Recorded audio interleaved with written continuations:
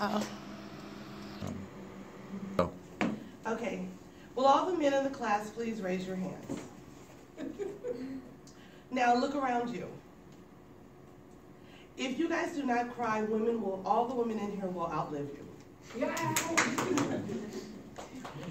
Crying can be a health benefit and a physical benefit, but men should participate in it more regularly. Crying is defined by Webster's as the production of tears from your eyes while making sounds because of pain, sorrow, and other strong emotions. I'm Shalon Talley, and I will discuss the reasons why people cry. Why women cry more often than men, and how crying can help us all live longer.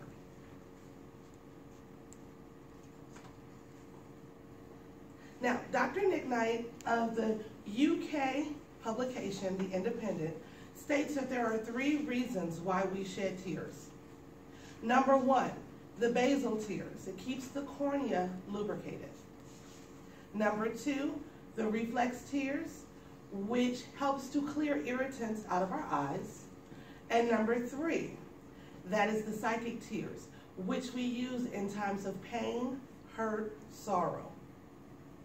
Psychologists from Yale have found that individuals who expressed a negative reaction to positive news were more able to moderate their intense emotions more quickly. Crying when happy is our body's way of balancing out our emotions.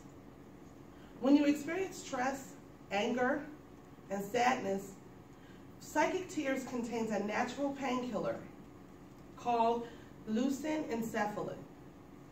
This is the reason why we feel better after a good cry. Women cry more often than men due to biological reasons. An emotional reaction may activate the nervous system, which promotes crying. The limbic system is a small portion of the brain that targets emotions and aids in tear production. According to the American Psychological Association, women cry an average of 5.3 times per month, unlike men who cry 1.3 times. Men cry less often because they are filled with testosterone. However, women cry more because of the hormone prolactin. Prolactin promotes the urge to cry. But during menopause, unfortunately, prolactin diminishes, which means we cry less. According to Life Science, men cry for shorter periods of time. Men cry on an average 2 to 3 minutes, when women cry up to 6 minutes. However, 85% of women and 73% of men say they feel better after a good cry. Men will live longer if they cry more often. In biblical and medieval times, men have been known to cry.